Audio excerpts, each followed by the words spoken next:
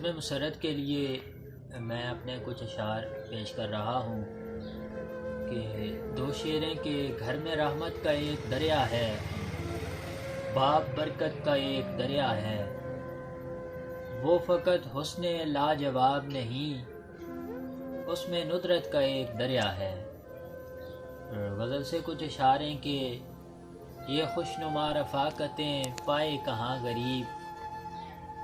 उसकी गली को छोड़ के जाए कहाँ गरीब।